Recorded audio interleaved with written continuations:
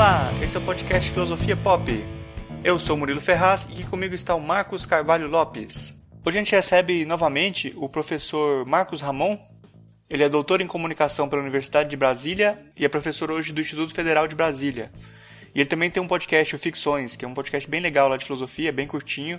Eu peço para vocês assinarem lá o podcast dele, que é bem interessante. O professor Marcos Ramon já esteve aqui com a gente nos episódios 25, podcast de filosofia, e 59 sobre o Schopenhauer. Esse é o nosso episódio número 64 e a gente vai falar sobre o ensino de filosofia no ensino médio. Nesse episódio a gente tem o texto A Filosofia entre o Jargão e o Refrão, de Marcos Carvalho Lopes, interpretado pela atriz Maria Elisa. Quem quiser aí seguir a gente está no Twitter, no @filosofia_pop, no Facebook como podcast Filosofia Pop, tudo junto. Vocês podem também mandar um e-mail pra gente no contato @filosofiapop.com.br e também assinar o nosso canal no YouTube, no youtube.com/filosofiapop. O Filosofia é um podcast que traz conversas filosóficas que a gente trata a filosofia como parte da cultura. A gente está aqui sempre às segundas-feiras, a cada 15 dias. É isso, vamos para a nossa conversa sobre o ensino de filosofia no ensino médio.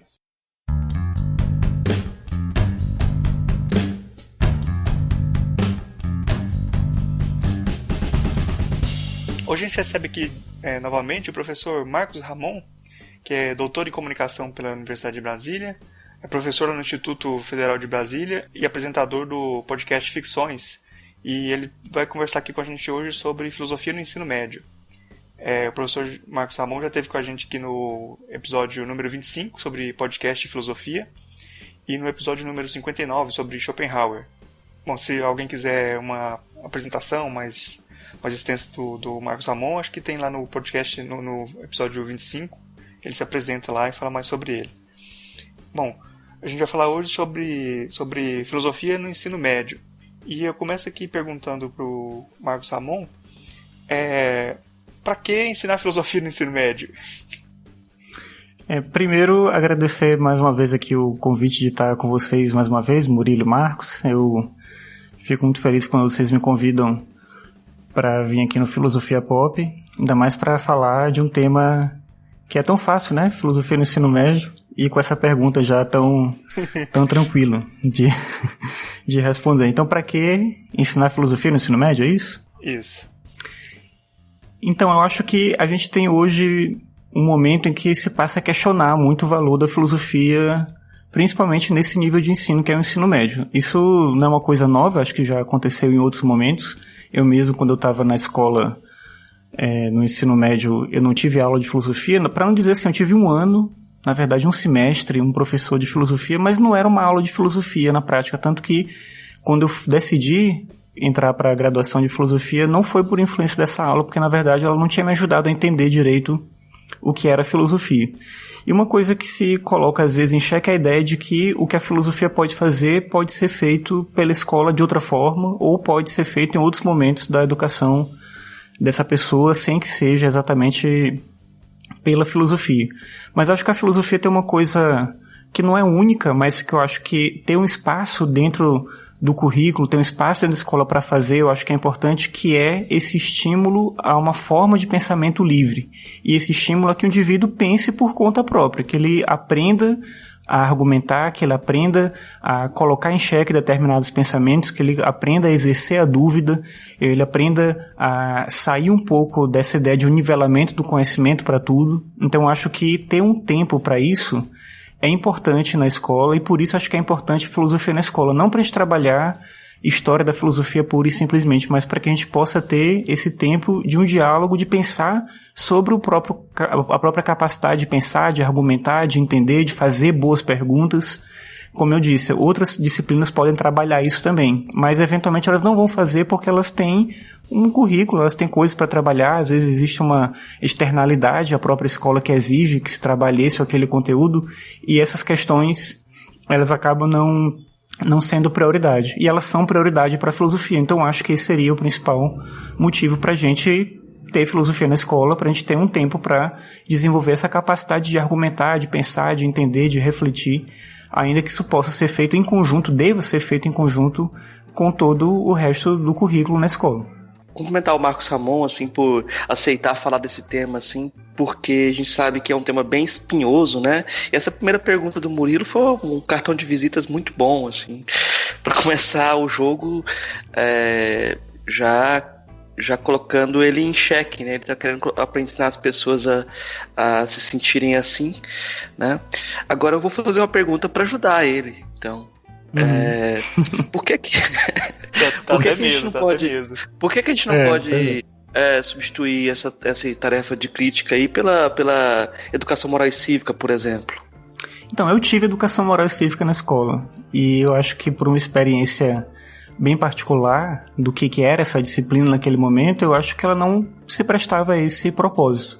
Ela não tinha naquele contexto esse sentido, e eu não sei o que uma disciplina hoje chamada Educação Moral e Cívica poderia fazer nesse mesmo propósito. Como eu disse, é possível que isso aconteça em outras disciplinas, talvez até em uma disciplina chamada Educação Moral e Cívica, mas eu não sei se esse seria o propósito dessa disciplina como não é o de outras. E por isso eu acho que a filosofia, ela tem isso como um tema essencial, porque a filosofia se presta a esse propósito. Ela se presta a colocar em dúvida as coisas, a pensar com cuidado, a tentar entender as questões de forma clara, inclusive as outras dimensões do conhecimento.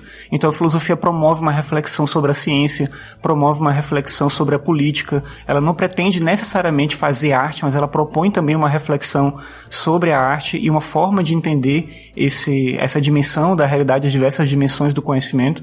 Então a filosofia tem algo que eu acho que é único nessa forma de abordar esses temas, que não pode ser emulado, digamos assim, em outras disciplinas, independente do nome que elas têm. E na experiência particular da disciplina de Educação Moral e Cívica, quando eu tive, assim, faz muito tempo, né? Eu acho que eu estava na quarta série, na antiga, né? Quarta série do ensino fundamental, quando eu tinha a disciplina de Educação Moral e Cívica, e não tinha nada próximo disso que seria um pensamento reflexivo, filosófico. Não era esse o propósito dessa disciplina naquele momento, não imagino, talvez, que fosse hoje.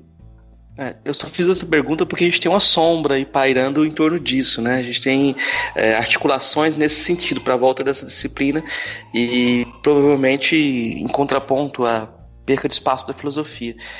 Sim. Eu acho assim, eu acho que a gente tem que pensar também essa ideia da filosofia na escola e essa ideia do espaço da disciplina como uma reflexão sobre o ensino médio em geral.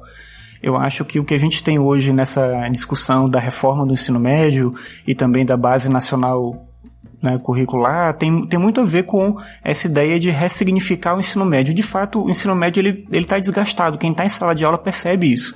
Os estudantes têm muitas disciplinas, eles têm muito conteúdo, tem uma pressão muito grande, seja do Enem ou dos vestibulares, nos estados ainda que tem os vestibulares ali específicos, e isso traz uma dimensão do ensino médio como um preparatório para o vestibular e uma falta de sentido no próprio ensino médio. E aí eu acho que é natural que as pessoas pensem o que a gente pode tirar, o que a gente pode modificar, como é que a gente pode transformar o ensino médio para tornar ele atrativo, interessante, para que ele dialogue melhor com o tempo que a gente está vivendo. Eu acho que é natural essa pergunta e vão entrar esse jogo, né? A gente vai entrar nesse jogo de o que a gente pode tirar. A primeira coisa é essa briga, né? De carga horária, de tem muito disso, tem pouco daquilo, como é que a gente pode fazer essa dimensão de equalizar mais ou menos esse conhecimento que é necessário e entender qual é o propósito do ensino médio, que hoje em dia é muito vago isso para o próprio estudante que está lá. Então acho que é natural que aconteça esse tipo de conversa, mas só me preocupa quando a gente não reflete o suficiente para entender como é que o trabalho vem sendo desenvolvido, há quanto tempo o trabalho vem sendo desenvolvido e o que esse trabalho traz de contribuição. Eu sinto às vezes que a gente entra, eu digo a gente assim, todo mundo que está trabalhando na área de ensino, as pessoas que estão pensando nas políticas públicas de ensino também, a gente vai muito no achismo de que, talvez se a gente tirar isso e botar aquilo fique melhor, talvez se a gente modificar isso fica melhor. Então por que não menos filosofia? Por que mais filosofia? E na prática a gente não tenta entender como é que isso funciona realmente, né? De que maneira que isso pode contribuir, de que maneira que isso tem sido pensado, sem considerar o impacto que isso tem na formação de uma série de pessoas, né? Nos cursos de licenciatura, no mercado de trabalho. Enfim, tem uma série de questões para se pensar e eu acho que é muito complicado quando se toma decisões sem refletir com cuidado em relação a tudo isso. Eu acho que esse momento hoje de pensar a filosofia fora, não só a filosofia, né, mas a filosofia fora do ensino médio, tem um pouco da ausência dessa preocupação de olhar com cuidado para o próprio ensino médio e pensar o que cada uma dessas disciplinas pode contribuir, de que forma. não é uma questão de ter um pouco de todas as disciplinas, porque também isso é uma loucura, e é isso que a gente vive hoje, né? Mas é tentar entender de que maneira que essas disciplinas elas podem estar no ensino médio de maneira realmente significativa e não só para cumprir tabela ali, porque se você tem aula de filosofia e ela é uma aula puramente de história da filosofia, acumulando horário, currículo, conteúdo, fazendo prova, avaliação e significando nada para o aluno, também não faz sentido nenhum. Mas o que é a filosofia na escola? De que maneira que ela pode contribuir com a formação desses estudantes? Essa é a pergunta que se deveria fazer antes de pensar em tirar ou colocar mais filosofia que seja, né? Antes de ter menos ou ter mais, mas o que essa disciplina contribui e de que forma? De que maneira que ela pode oferecer algo que as outras disciplinas não podem suprir, caso a gente tire ela. Eu acho que essa é a reflexão que precisa ser feita. Aí você falou de que já tem muita coisa já, muito conteúdo, né, que tem no ensino médio, e aí parece que o discurso que está aparecendo agora de se organizar isso é de que o ensino do ministro da Educação agora, né, de que o ensino médio seria mais para você formar pessoas para o trabalho, e o ensino superior seria para uma elite intelectual ali, né? Até essa frase ficou assim meio repetida agora, né? Ganhou repercussão de falar sobre essa elite intelectual. Vendo nesse cenário que se apresenta assim, por essa explicação, essa linha que está sendo seguida, parece que não faria menos sentido você ter a filosofia no ensino médio e mais, pelo que está falando, no ensino superior, né? Ou você não concorda assim? Não sei. Sim, então, como eu falei, quando eu estava na escola eu não tinha aula de filosofia, e por muito tempo filosofia não era uma disciplina obrigatória na escola, algumas tinham, outras não. Lá no Maranhão especificamente aconteceu um movimento que foi curioso, assim. A universidade só oferecia licenciatura em filosofia, e essa ideia do mercado de trabalho puxou uma iniciativa da universidade de incluir filosofia no vestibular. E a partir do momento que a filosofia estava no vestibular, ela começou a aparecer nas escolas particulares, nos cursinhos, e começou a agregar essa possibilidade do conhecimento da filosofia na escola.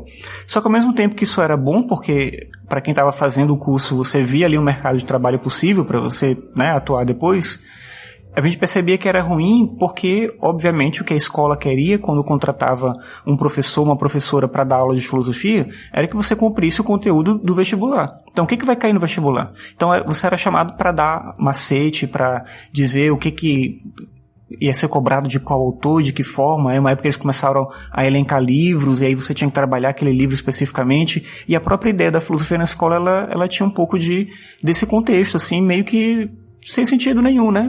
De fato era algo ali operacional. E nesse sentido eu entendo, como eu estava falando antes, essa ideia do descarte da filosofia. Ela não está servindo a um propósito significativo.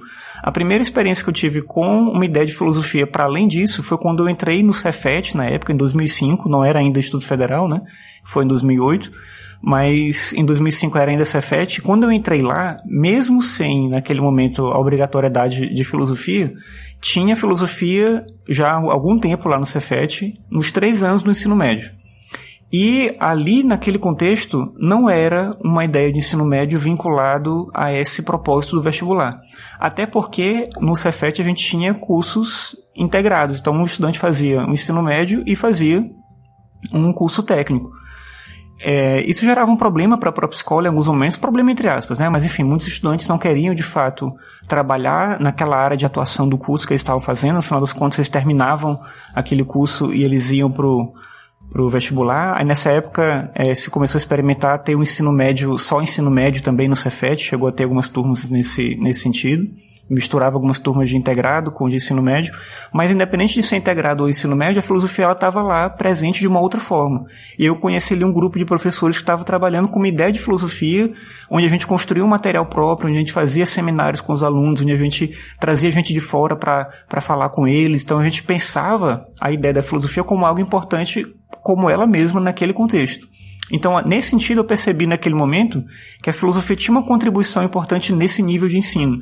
Porque eu mesmo tinha essa dúvida. Quando eu saí da graduação e fui trabalhar, primeiro em cursinho, escola particular, eu tinha muito essa ideia por conta dessa pressão na época do vestibular de que a filosofia ali ela era uma coisa que garantia o mercado de trabalho para os profissionais da área de filosofia, mas que na própria escola ela contribuía muito pouco. Se tirasse, não faria muita diferença, porque eu estava lá, como eu disse, né? Então vai trabalhar, vai ter o discurso do método. Então eu ia lá trabalhar aquele livro tentando adivinhar qual questão ia cair no vestibular. Então chegava a ser ridículo, não fez sentido nenhum esse tipo de trabalho.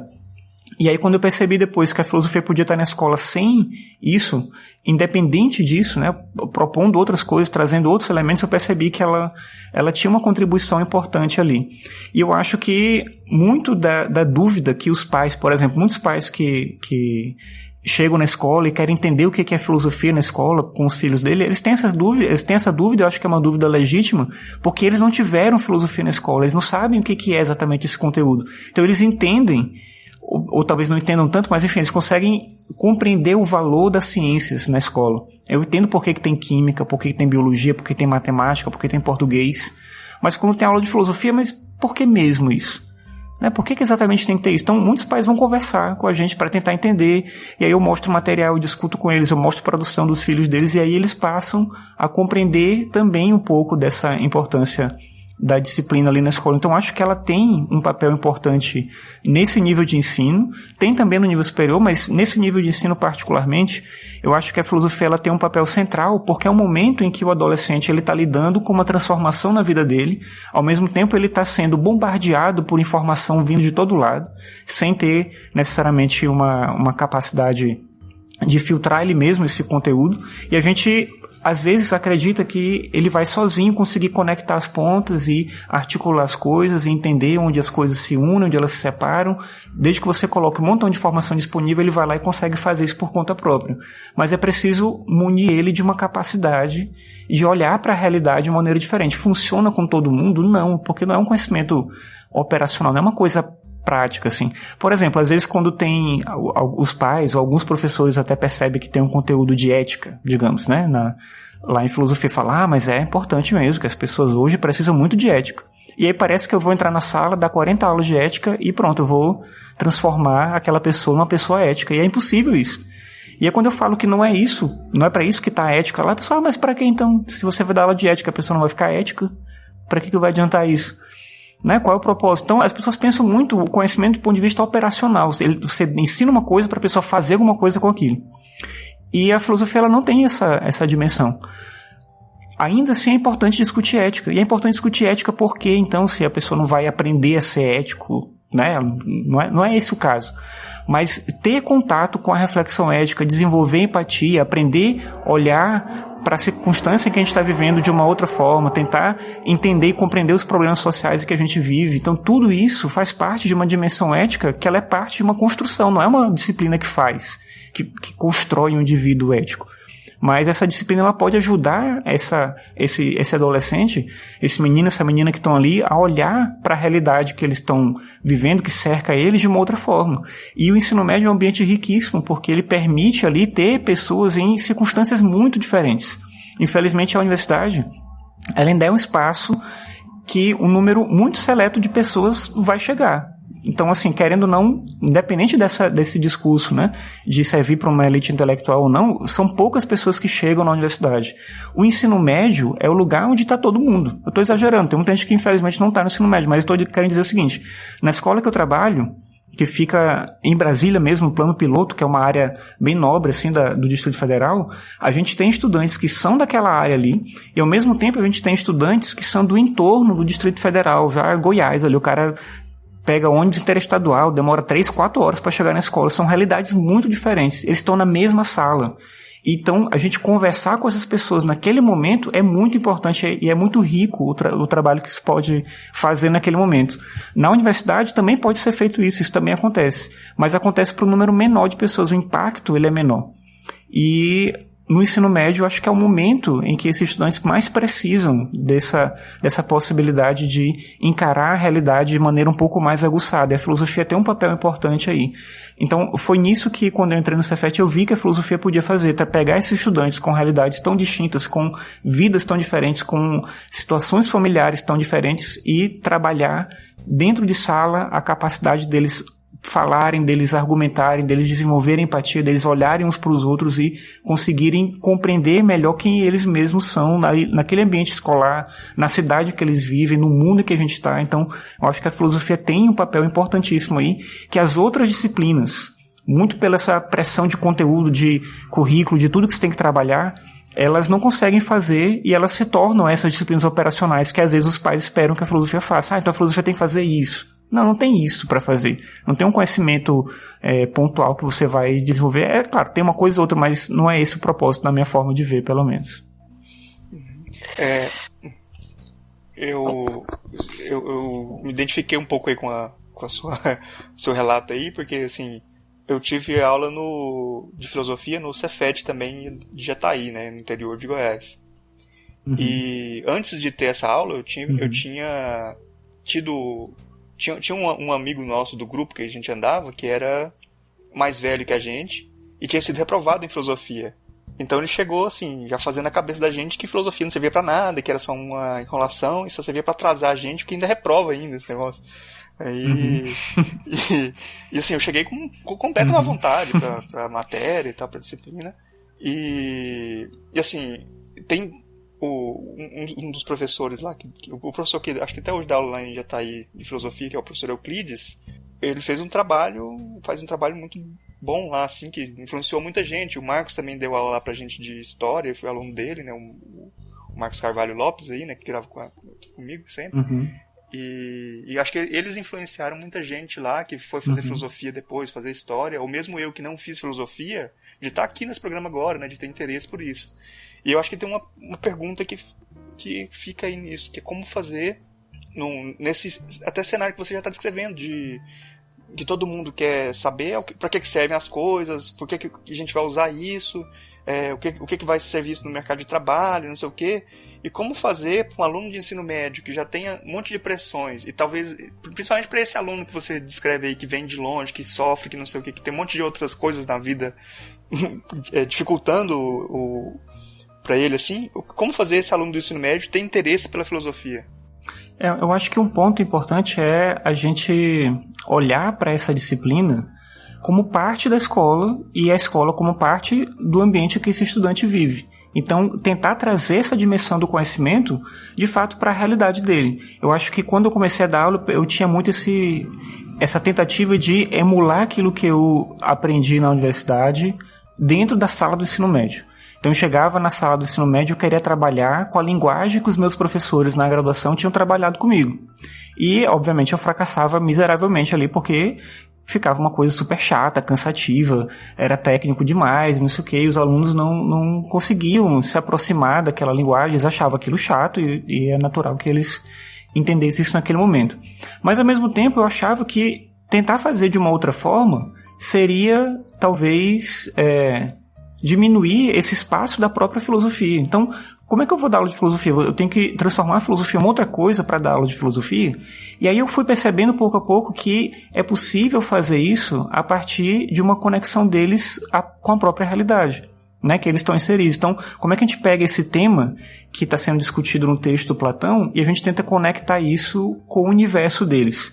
Muito dessa ideia do que vocês trabalham no podcast de vocês, que é essa ideia da filosofia pop, é uma coisa que eu tento trazer para a sala de aula de alguma forma. Então, de que maneira que esse conteúdo específico que eu tenho que trabalhar, ele se conecta com a realidade desses estudantes e como é que eu aproveito o conhecimento que eles têm para a gente discutir esse assunto.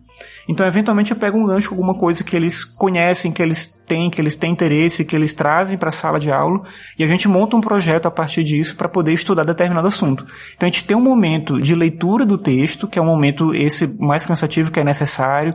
A gente combina que, a gente vai ter tanto tempo para a gente ler, tem um tanto tempo para a minha aula, que é expositiva, e tem um tempo para a gente fazer um projeto que a gente vai trabalhar junto, que vocês vão ter uma parte mais dinâmica, não sei o que e tal.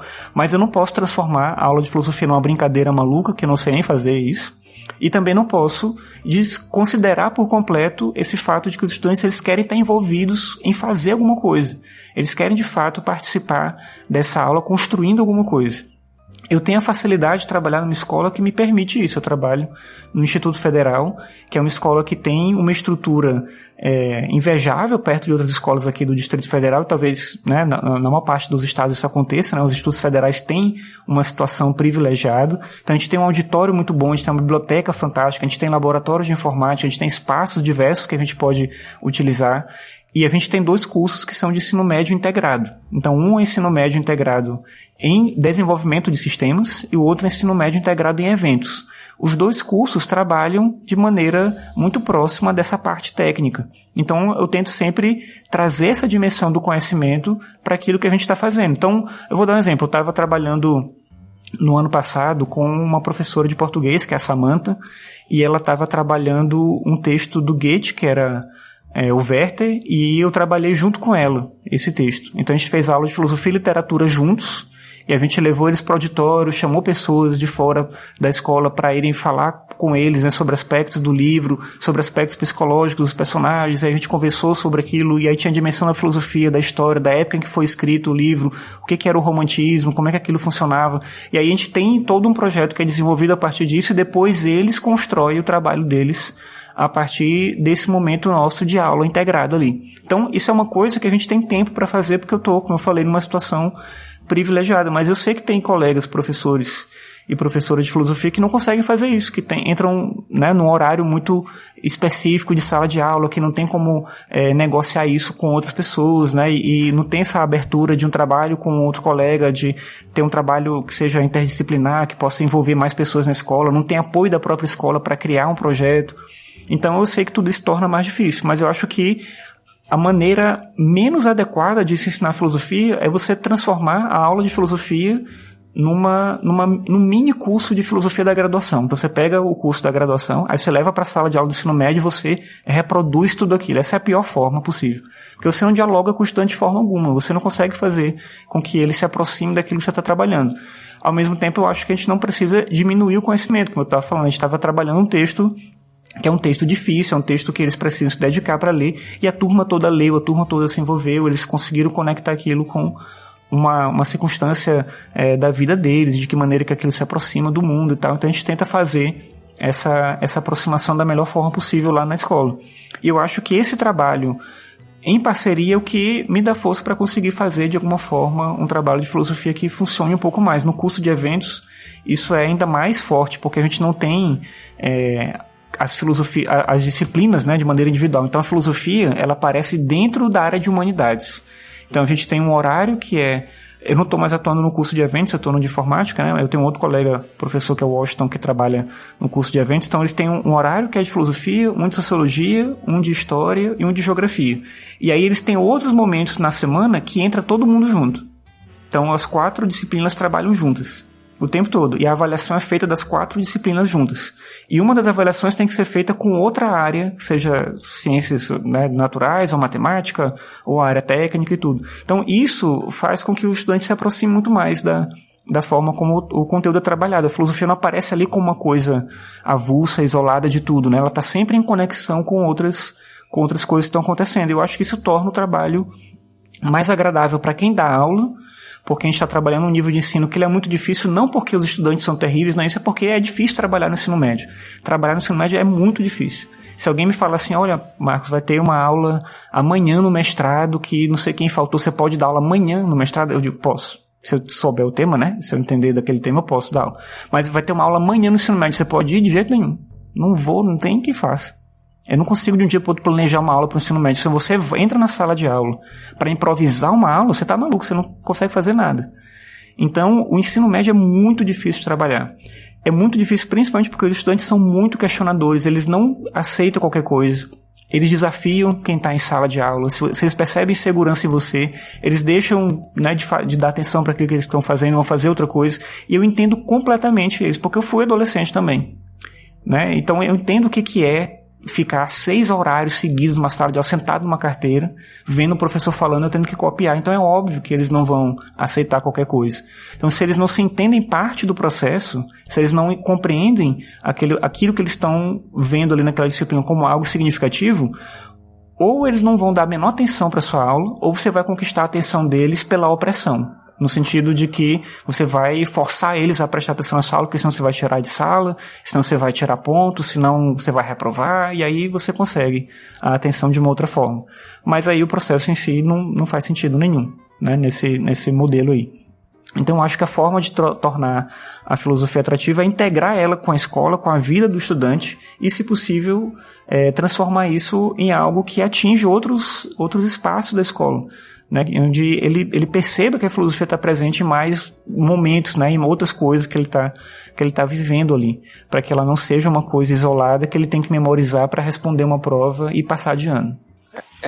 Marcos, eu acho que a experiência do Cefet, do IFE com filosofia, ela é muito exemplar, assim, mas ela me leva a ter certo ceticismo quando você compara com a situação de outros lugares, sabe, de ensino, por conta até da carga horária, por exemplo, 45 minutos semanais para aula de filosofia. Sim. Nas escolas estaduais acontece isso, né? Todo bimestre você tem que ter 4 avaliações para chegar a uma nota 10. Então a princípio é impossível. E aí você tem um contexto também em que a própria leitura é discriminada, assim, o aluno que compra um livro, ele é considerado alguém que gastou dinheiro à toa, assim. Eu dei aula no ensino médio noturno, né, em escola estadual. Um aluno meu comprou um livro e o pessoal falou assim, mas você está gastando dinheiro à toa, né? E você vê, por exemplo, no Cefet você já tem você já tem uma certa seleção de ambiente e de alunos, né? Você tem bons professores qualificados em todas as áreas. Isso ajuda muito o estudante, né, a fazer uma elevação, assim. Então, quando eu comparo esse contexto com outros contextos de ensino de filosofia, eu acho que dá para justificar certo ceticismo por conta da própria estrutura onde a filosofia é colocada. E aí a própria concepção de filosofia se desliza também, porque uma coisa é ter um professor bem formado e dar a filosofia como uma matéria aberta, para que ele possa trabalhar e fazer o jogo interdisciplinar, etc. Outra coisa é ter um professor de filosofia extremamente mal remunerado e também desmotivado, com a preparação que não é adequada, porque quando você falou assim, o professor não pode dar um mini curso de filosofia da graduação, o problema é que quando você pega os livros didáticos aí da filosofia da Chauí, etc., às vezes o cara na graduação não teve nem aquele livro didático inteiro, sabe? Se ele teve um professor de Schopenhauer, ele não viu Hegel. Se ele leu Hegel, ele não leu Schopenhauer. E chega no ensino médio, ele tem que dar conta de uma coisa que vai ter que estudar um monte de assuntos para poder fazer até esse mini curso de filosofia da graduação, né? E aí entra outra coisa também que eu acho curiosa, assim. Quando a filosofia entrou no ensino médio e entrou nos vestibulares, etc., você teve essa pressão para que os professores também dessem conta daquele conteúdo que caía no vestibular. E aí eu fico pensando assim, quando eu dava aula eu ficava com essa cobrança. Eu dou aula para o ensino particular e no cursinho o pessoal estuda para o vestibular. Eu vou chegar na escola pública estadual e vou oferecer uma coisa diferente para os meus alunos e não vou estar preparando ele para concorrer com outros, sabe? Aqueles conteúdos acabam sendo quase obrigatórios, entre aspas, e tem acabam tendo uma utilidade instrumental de um jeito quase incontornável, assim. Se cai uma questão de filosofia no Enem, você fica com aquela pressão lá, tipo, uma pressão positiva também, que as pessoas começam a valorizar. Caiu filosofia no Enem, professor, então eu tenho que prestar atenção, né? Então, mas eu queria, eu só queria comentar a partir da minha experiência, né? Como eu sentia um certo abismo entre o IFE, as escolas estaduais, pela própria disposição da filosofia, e as escolas particulares, né? Você tem contextos muito distintos em que a experiência é muito diferente. Eu não sei se a mesma abertura teria o mesmo resultado em todos os lugares. E aí você corre o risco de que mudou o professor de filosofia, muda tudo, né? Sim. De um jeito extremamente radical. Sei lá, você pode ter... No contexto atual, é possível que um professor resolva ler a Suma Teológica no ensino médio. Uhum. Tipo, no contexto atual, que a gente está falando de valorização de um outro currículo, valorização de uma perspectiva em que a filosofia é vista como fundamentação até da religiosidade, né? Então, isso é muito complicado. Muda o professor, muda toda a filosofia. Então, não ter nenhum tipo de convergência também é uma coisa que eu penso que para as escolas estaduais é um problema também que deve ser discutido. Mas me assusta outra coisa. Quando o pessoal fala de interdisciplinaridade, logo fica olhando para o professor de filosofia, sabe? Uhum. Tipo, não, vai ter alguma coisa que vai ter que ligar alhos com bugalhos, chama o professor de filosofia que ele vai dar conta disso, né? Eu queria que você comentasse um pouco também sobre isso tudo que eu falei. Foi só um comentário, mas a pergunta mesmo é sobre esse lugar da filosofia como musa interdisciplinar, né? Como que você vê essa dissolução? Porque agora tem essa possibilidade de que a filosofia não seja uma disciplina mesmo, que ela seja totalmente interdisciplinar. Como é que você vê essa condição de misturador, né? De misturador de disciplinas. Eu acho complicado essa forma de ver, e as experiências que já ocorreram nesse sentido, elas foram bem negativas. Você comentou a questão da diferença, né, entre o que tem no Instituto Federal, o que tem nas escolas estaduais, e é isso que eu vinha falando, né? A gente tem uma condição de fato privilegiada, eu entendo isso. É óbvio que é muito difícil para uma parte das pessoas que atuam com filosofia no ensino médio conseguirem ter o espaço necessário, a valorização necessária na escola, né, voz, né, para poder ocupar esses espaços e ser entendido na escola, né? Eu trabalho em uma escola que permite isso, então, assim, é uma situação muito específica. Mas quando eu fiz o estágio, eu estava na graduação em filosofia, eu fiz o estágio numa escola estadual, lá no Maranhão. E a situação era um pouco essa. Como não era obrigatório o ensino de filosofia, mas no currículo do Estado tinha filosofia na escola, existia disciplina na escola, mas não tinha professor, eles não fizeram concurso. E eles entendiam, mas, claro, não era como hoje em dia na reforma do ensino médio, mas eles entendiam na época que a filosofia era um conhecimento interdisciplinar que podia ser trabalhado por outras pessoas. Então, eu fui fazer o estágio na sala de uma professora de português que dava aula de filosofia. E aí ela se esforçava para fazer o que eu acho que ela dava conta de fazer, mas assim, era muito triste ver a situação que ela estava na sala de aula, porque ela claramente ficava incomodada quando a gente estava lá, da gente, né, os estudantes estarem lá, que a gente tinha que fazer a observação e depois dar aula, né?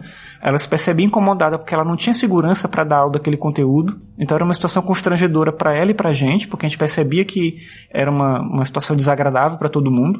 A gente percebia que ela não dava conta de dar de fato uma aula de filosofia, então durante muito tempo ela pegava o livro e ficava copiando no quadro, ou passava para algum aluno copiar e acabava a aula e era uma cópia, no final das contas, né, dos conteúdos que estavam no livro, então não fazia muito sentido o que ela conseguia fazer. Quando alguém perguntava alguma coisa, nem sempre ela dava conta de explicar, então eu acho que isso era muito complicado, porque a filosofia ela tem uma circunstância específica também da formação de quem vai atuar com a filosofia. E quando você trabalha numa licenciatura especificamente, se espera que isso aconteça, né? Que você tenha também essa dimensão de refletir sobre o espaço da filosofia no ensino médio. Então entender que o conteúdo por si só, estar presente na escola, resolve o problema de ter filosofia na escola, não é algo razoável. Porque uma didática para trabalhar com uma aula de educação física, com uma aula de artes, com uma aula de matemática e com uma aula de filosofia são coisas diferentes. Ainda que você saiba algum outro conhecimento, se for algo próximo da mesma área ali e tal, você talvez consiga dar aula daquele conhecimento.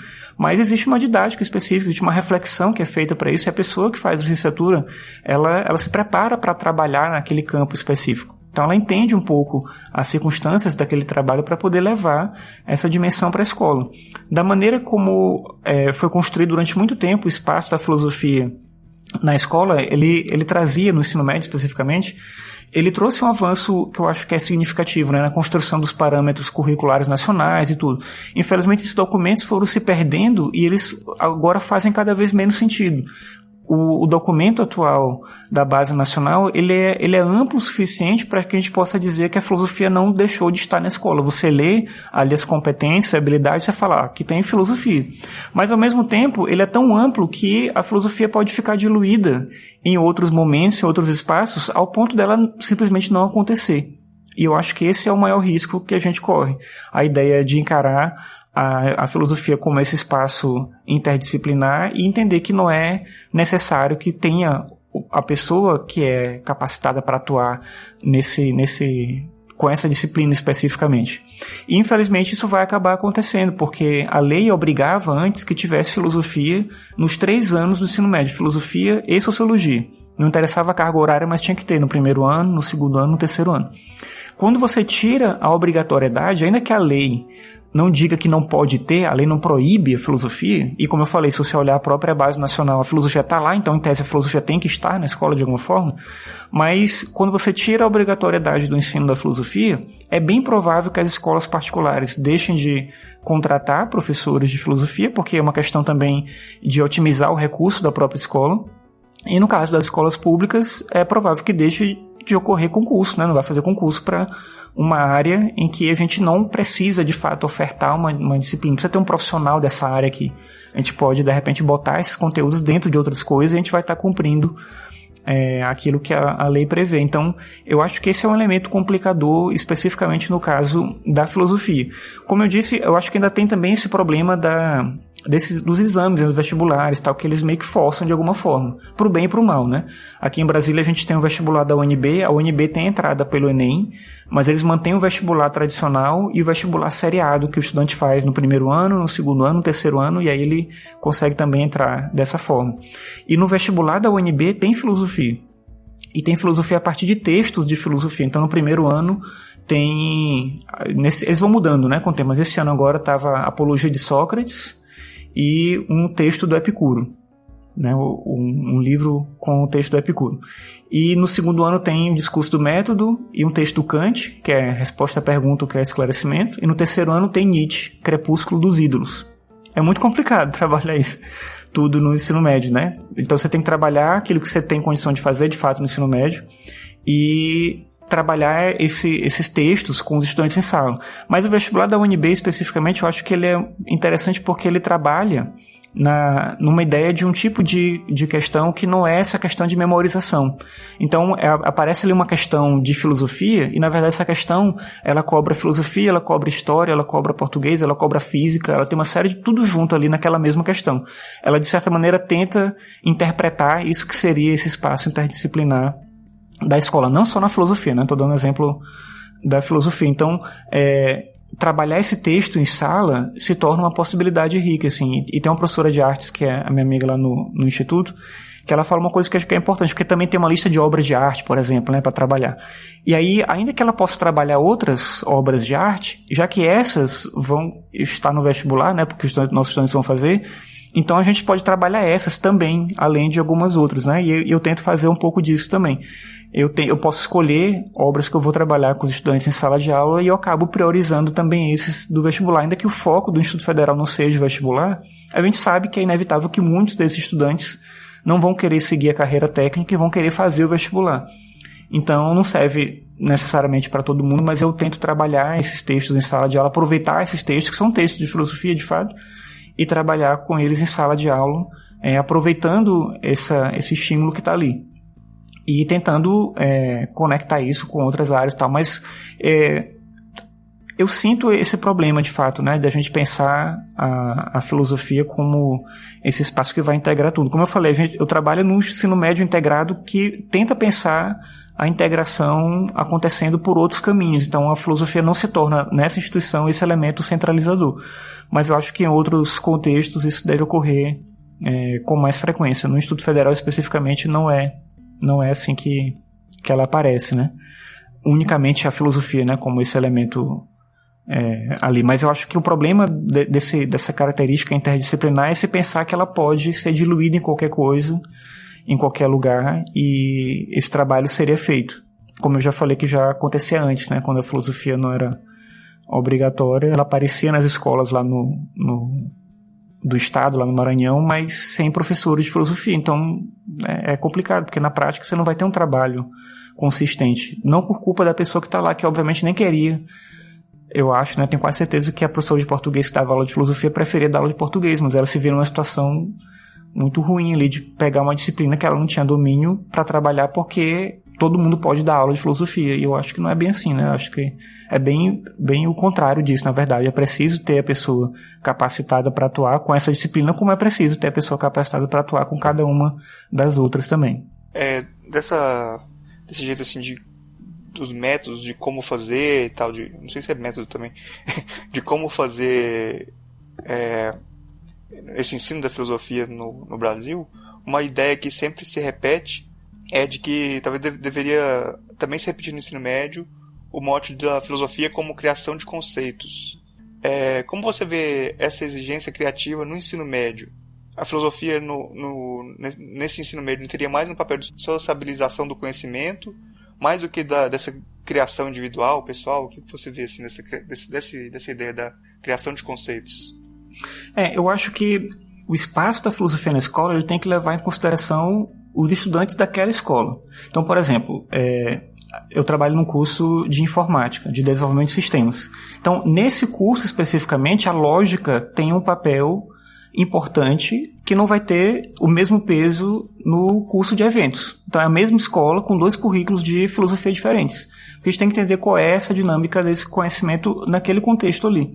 Eu acho que o grande erro que a gente pode ter é acreditar que a gente vai ter um currículo de filosofia que a gente pode distribuir ele em qualquer lugar para todo mundo.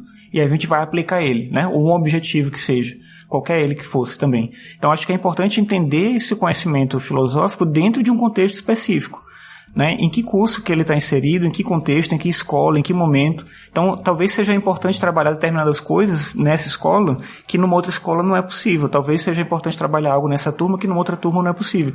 E aí eu acho que uma coisa boa da gente nunca ter tido um currículo fixo de filosofia, ele não existe, né, na verdade, para nenhuma disciplina. Se você olha a LDB antes da reforma agora do ensino médio mesmo, ela não previa um currículo, né, ela não apontava alguma coisa.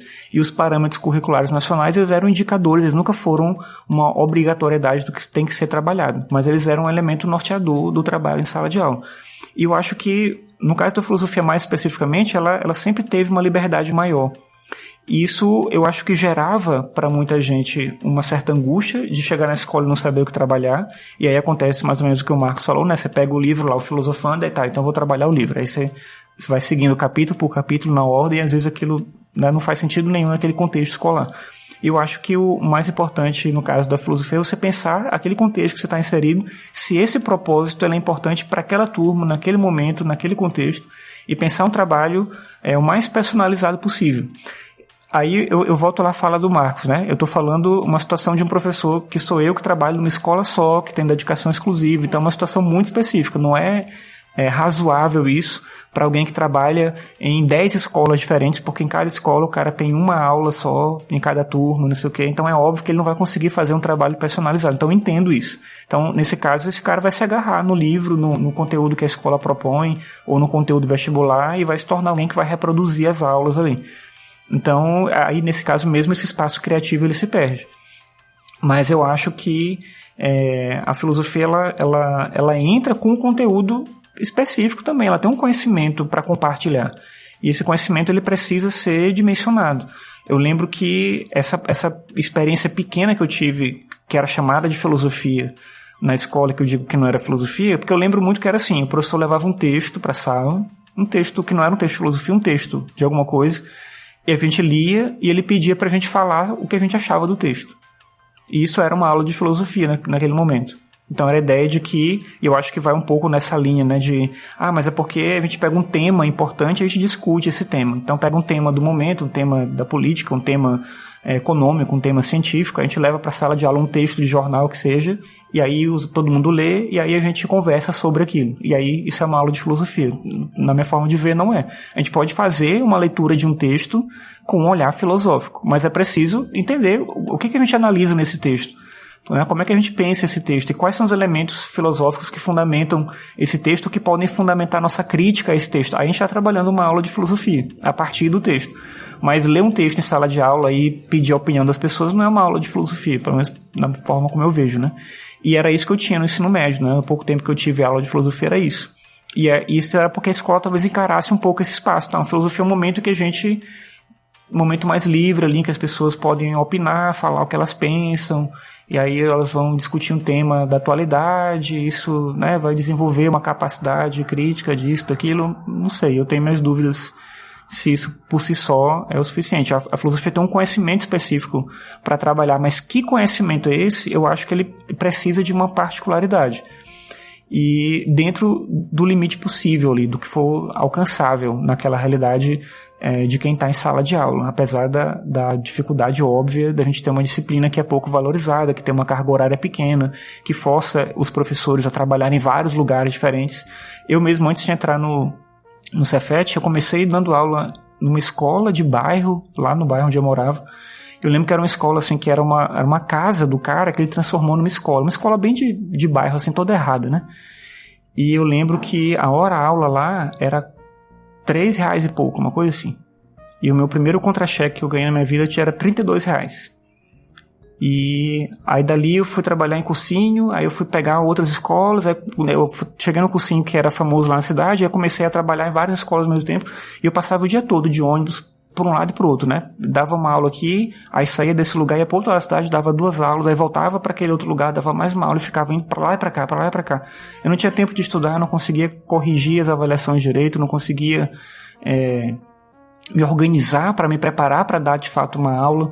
E naquele momento, quando eu entrei, quando eu estava já dando aula em muitos lugares, né?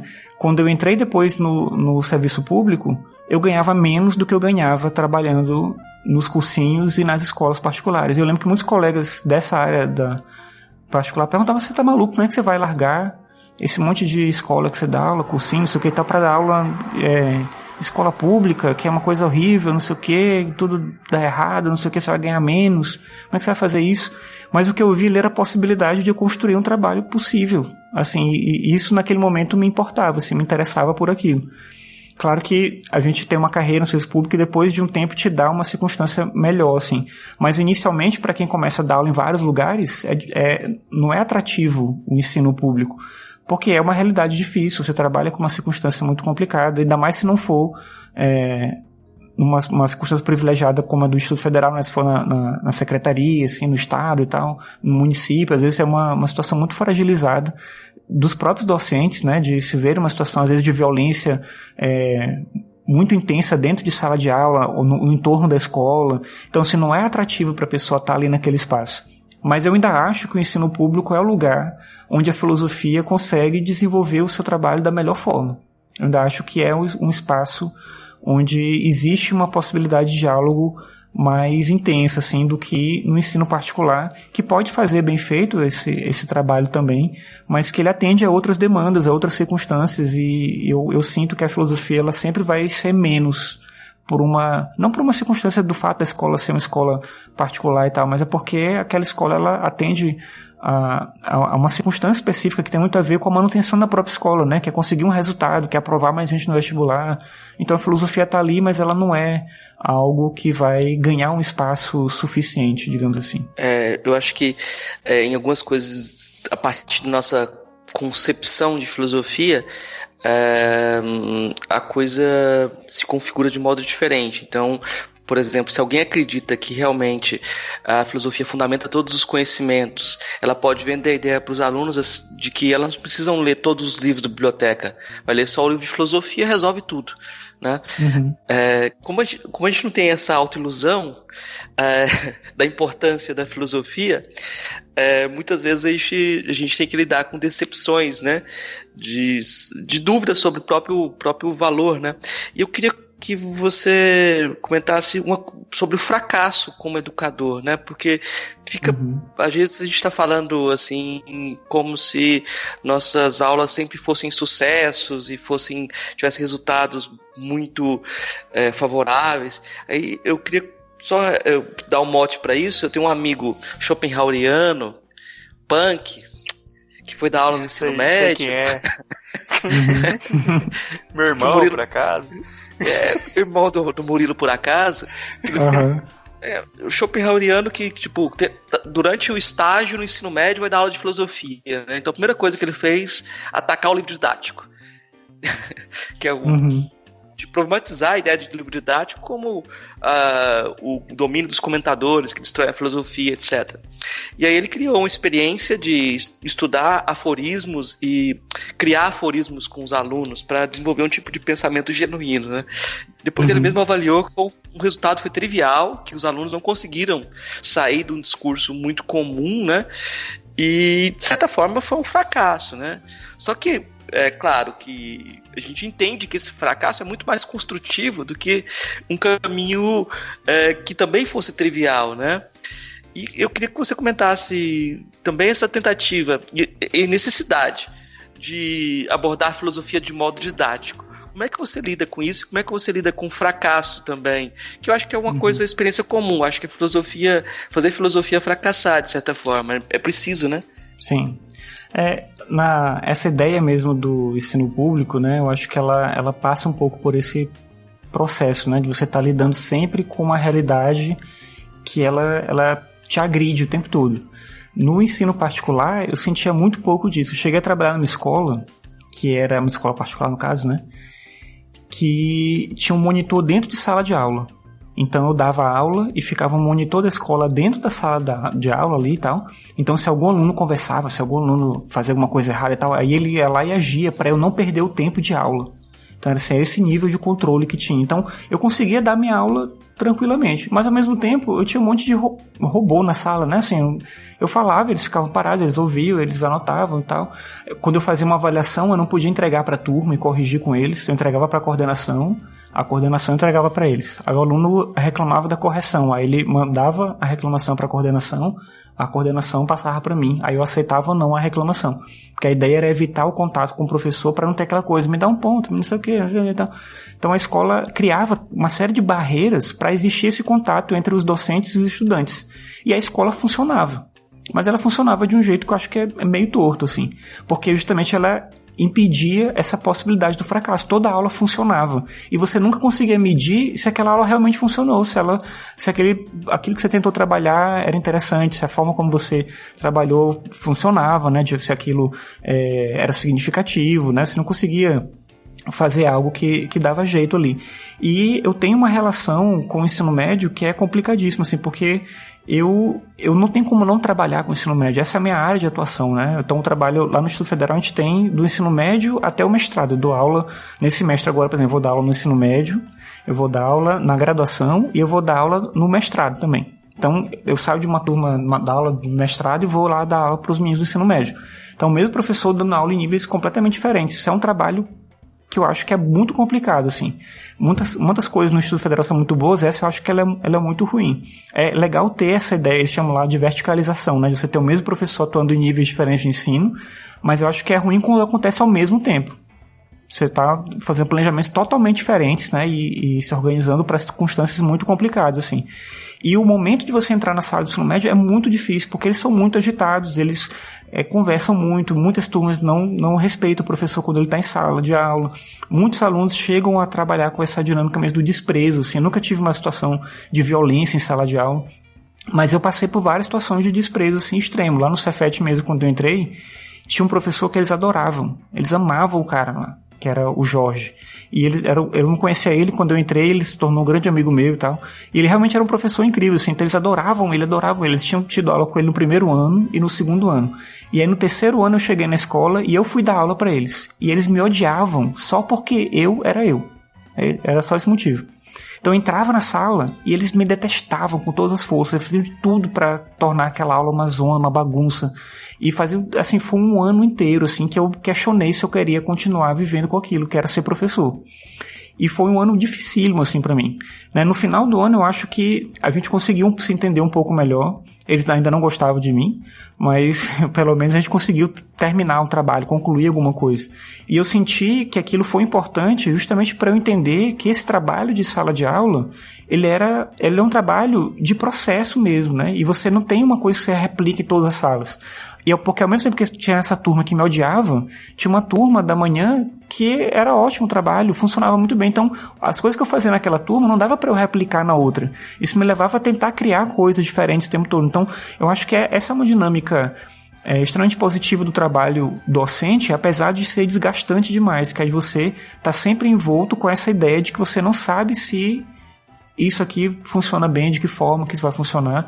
E até hoje eu vivo com essa circunstância. No ano passado teve uma turma que numa aula que eu tinha preparado, eu tinha falado para eles que ia fazer isso, aquilo. Eu cheguei no dia na aula, a turma toda combinou de não ir. Ninguém foi. Ninguém apareceu na sala. E aí eu lembro que eu entrei na sala, eu fiquei parado ali, e aí quando eu me dei conta que estava passando tempo, não tinha ninguém, e eles não estavam vindo de lugar nenhum, de fato eles não foram, decidiram não ir. Naquele dia que eu falei que ia ter uma aula, que ia fazer isso, aquilo, não sei o que e tal. E eu percebi, esse cara não valoriza nada que eu tô fazendo aqui, não interessa nada. Aí depois eles falam, não, professor, mas a gente gosta da sua aula, não sei o que e tal. E aí é difícil você entender em que medida, de fato, isso tá funcionando, né? Esse trabalho que você faz, ele é significativo e ele alcança essas pessoas de uma forma que seja realmente transformadora. Você tem, às vezes, né, esses relatos, eu sempre peço quando termina um semestre, pra gente fazer uma conversa, né, sobre o que está funcionando, o que precisa melhorar, né, e o que eles sugerem para melhorar. E eles têm coisas para dizer. É interessante que eles sempre têm coisas para dizer. Desde as coisas mais simples. Eu lembro que quando eu comecei a dar aula, eu acho que eu ainda faço muito isso, mas com certeza eu faço menos. Eu percebi que numa das vezes que eu pedi para eles me falarem o que podia melhorar, aí um menino falou que eu podia falar menos né, porque ele contava nas minhas aulas e cada aula de 50 minutos eu falava 300 né. E aí ele percebeu que eu tinha esses vícios de linguagem, eu podia parar de falar isso. Aí outros falavam outras coisas da metodologia, outros sugeriam, né, formas de trabalho, né, ou alguma coisa que eu fazia que não funcionava bem, ou a dinâmica própria da aula e tal. E aí você vai se organizando para entender melhor como funciona esse espaço da sala de aula. Quando eu saí do Cefet, antes de vir para cá, para Brasília, eu fui trabalhar na Universidade Federal do Maranhão, no Colégio de Aplicação de lá.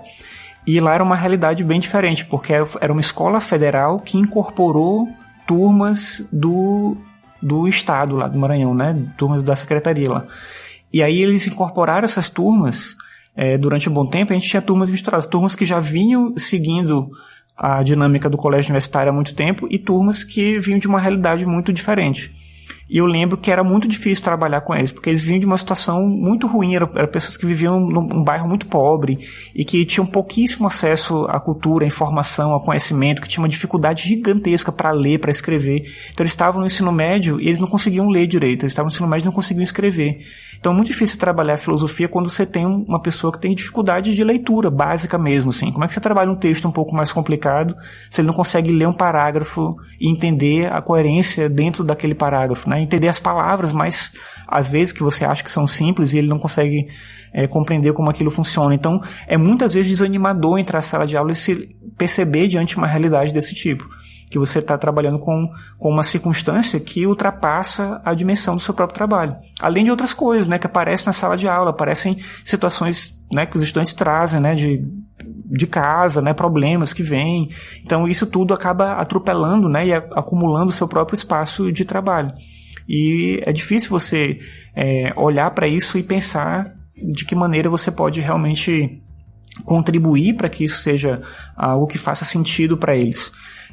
Para a maior parte do espaço da sala de aula, eu acho que a disciplina de filosofia ela é sempre uma disciplina acessória, assim. Eu não acho que nunca tive uma turma que a turma toda olhava para a disciplina como algo que eles julgavam que era realmente importante.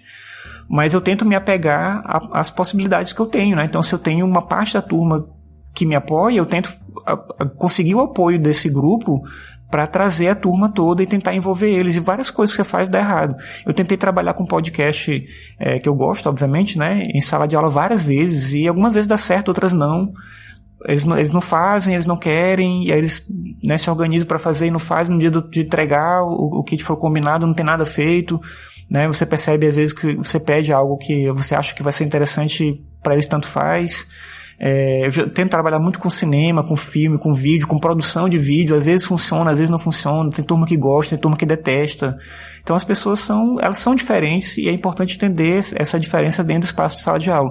O que eu acho que é mais importante ainda é você não encarar esses fracassos sucessivos que vão ocorrer como um problema que existe com você que está em sala de aula. Porque eu acho que, e nem se acomodar também, né, que seria outro problema ruim.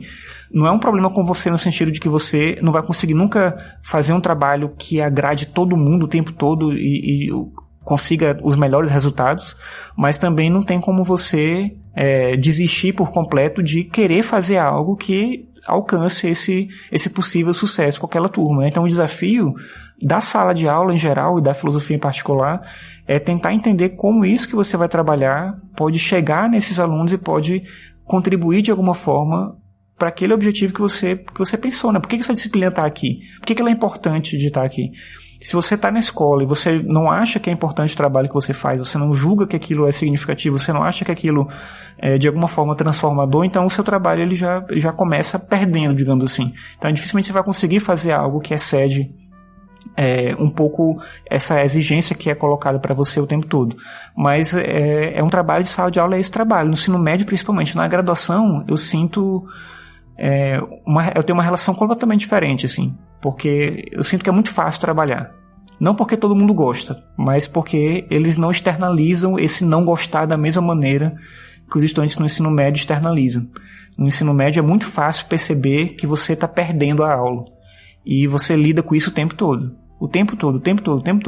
Então é preciso ter muito cuidado para você manter a calma, para você manter o seu foco e não desistir de olhar para aquele trabalho com atenção, com cuidado, de querer fazer algo de fato positivo, né, de entrar em sala de aula, né, de fato com ânimo assim, para dar uma aula e mostrar algo que seja de fato relevante para aquela turma. É um trabalho de se reconquistar para a sala de aula todo dia. É muito difícil. Não, mas está todo mundo ali sendo doutrinado. É facinho doutrinar os alunos. Você falou sobre o uso aí do podcast nas aulas, eu acompanho ali o seu podcast de ficções, e de vez em quando aparece ali no feed uma série, né, dentro do Ficções, que é o Filosofia no Ensino Médio. Isso. Como que é a organização dessa série aí? Contar pra gente assim, o que está sendo feito ali, como que é? Eu faço o seguinte, eu gravo alguns episódios que eu peço para eles escutarem como uma coisa extra, assim, relacionado ao tema de aula que a gente vai trabalhar. Então eu deixo gravado alguns episódios e vou distribuindo, né, durante o semestre, durante o ano para eles. E eu gravo alguns episódios com eles. Lá no Instituto Federal a gente tem projeto de iniciação científica no ensino médio. Então todo semestre, todo ano eu apresento um projeto de filosofia para o ensino médio. E eu tenho algum monitor ou monitora que trabalha comigo, né? Tanto o monitor mesmo, ele tem monitoria, né, de estudantes, e eu trabalho também com os estudantes que estão fazendo iniciação científica. E a gente desenvolve sempre algum projeto junto. E aí esse projeto que eu desenvolvo com os monitores e com o pessoal da iniciação científica sempre envolve podcast de alguma forma. Eles me ajudam a gravar, né, a trazer pessoas para a maior parte desse material fica só para a escola. E algumas coisas eu acabo distribuindo assim para mais gente, né? Mas eu gravo com os alunos, né? Eles gravam alguns episódios também, e isso sempre faz parte dos meus projetos de iniciação científica e do trabalho de monitoria também, que é uma coisa bem bacana que a gente tem na escola e que ajuda também nesse processo de aproximação com esse ambiente, né? Do conhecimento em geral, né? Do fazer científico, do pensar o conhecimento como processo, pensar a pesquisa como algo que é relevante desde a escola, desde a educação básica. E principalmente para os estudantes que querem seguir carreira acadêmica, né, isso é muito relevante, mas é importante também para resgatar alguns estudantes que às vezes chegam na escola e têm um desânimo muito grande, eles encontram uma realidade muito difícil, porque o Instituto Federal ele é muito difícil, porque eles têm muitas disciplinas, eles ficam muito tempo na escola, tem muita coisa para fazer, e às vezes só estar em sala de aula gera um pouco desse desânimo para eles também, né, e quando entra alguma outra coisa que soma esse processo, isso cria uma condição diferente, né, de olhar para o conhecimento de uma forma diferente. Eu acho que a monitoria e a iniciação científica lá no Instituto Federal conseguem fazer isso. São coisas que, né, a gente tem a oportunidade de poder utilizar, e a gente utiliza o tempo todo dentro do ensino médio e funciona muito bem. E aí o podcast eu tento encaixar dentro dessas atividades.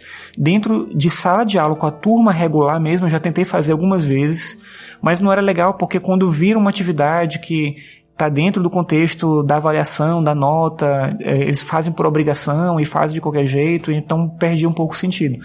Então eu tento fazer algo que seja uma forma de conhecimento complementar para eles, que eles vão recorrer para poder ter algo mais, né, além daquilo da aula. Por exemplo, eles gostam muito quando eu trabalho as aulas sobre mitologia. Então eu pego e transformo parte disso também em podcast, para eles poderem ouvir depois. Então, assim, eu tento tornar esse elemento da sala de aula, que eu percebo que eles têm interesse em uma outra coisa. E outros temas que eu pego são temas que eu percebo que eles têm alguma dificuldade, que talvez no espaço da sala de aula não seja suficiente, e aí eu passo essa coisa a mais para eles poderem ouvir depois em casa e tal. Mas nem todo mundo gosta, escuta, né? Não é uma coisa... Eles têm muito essa coisa ainda, né? Para eles, eles são uma geração muito do YouTube, assim. Eles gostam de vídeo. Então eles falam, por que você não faz vídeo? Mas eu não tenho jeito de fazer vídeo. Então eles querem vídeo de qualquer forma. E eles têm uma resistência, no geral, assim, ao podcast, a maior parte dos alunos. Mas muitos, quando descobrem, gostam muito, assim, porque percebe essa facilidade que todo mundo que gosta de podcast entende, né? De você poder estar no ônibus, no metrô, e você poder ouvir, tá em casa fazendo uma outra atividade meio mecânica ali, você consegue continuar ouvindo, em vez de você ter que estar parado vendo um vídeo, né, no YouTube. Mas eles ainda são muito essa geração do vídeo. Eles gostam de produzir vídeo, eles gostam de assistir vídeo. E eu sinto que se eu fizesse um trabalho em vídeo, teria um efeito maior, mas eu mesmo não tenho essa dinâmica aí para fazer esse tipo de trabalho. Marcos, é recorrente a gente ler matérias que falam de popularização da filosofia e que tratam de pessoas que não leem nem estudam filosofia, mas que tem guru na internet, né? Até mesmo em casos excepcionais tem alguns que tem podcast de estimação, né? Que não lê nem estuda, mas escuta podcast e acha que sabe de filosofia, né? Uhum. Esses gurus da internet estão doutrinando os jovens. Como que a gente pode lidar com essas autoridades midiáticas? Porque eu acho que já deve acontecer comumente que alguém cite fulano, etc., em sala de aula como autoridade de filosofia e você tem que lidar com isso. Como é que você percebe essa situação na sua sala? Isso aparece, mas eu tento contornar no sentido de que a gente estabelece dentro do espaço de sala de aula a ideia de que a gente constrói aquele conhecimento dentro do espaço da própria sala.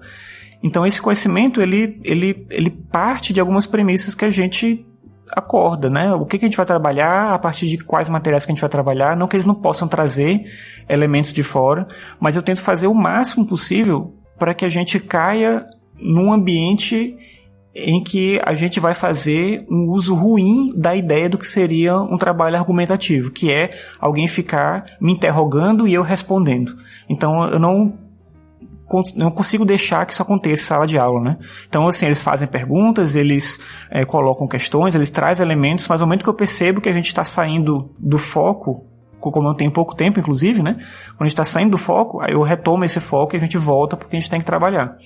Eu tento evitar ao máximo utilizar o meu tempo com esse tipo de circunstância. É claro que quando eu percebo que alguém chega com um tipo de visão muito enviesada em sala de aula e coloca alguma coisa de uma maneira muito ruim, eu tento trabalhar esse tema dentro de sala de aula não como um contra-argumento direto para aquela pessoa especificamente, mas eu tento ver de que forma que eu posso levar esse tema para a sala de aula para a gente discutir ele de forma mais ampla com a turma toda e tornar isso um processo que a turma aprende a dialogar sobre. Então, algumas vezes aconteceu de ter algum tema do momento que aparecia, às vezes por circunstâncias próximas, nossas mesmo aqui, né, do que acontece aqui em Brasília, do que acontece na própria escola, e alguém vem com algum tema de alguma coisa que viu na internet, alguma coisa que alguém falou em tal lugar, não sei o que e tudo, e traz aquilo pedindo para eu dar minha opinião. E aí eu não entro nesse jogo de dar minha opinião e ele vai dar a opinião dele, e a gente perde a aula completamente, perde o sentido que a gente está fazendo.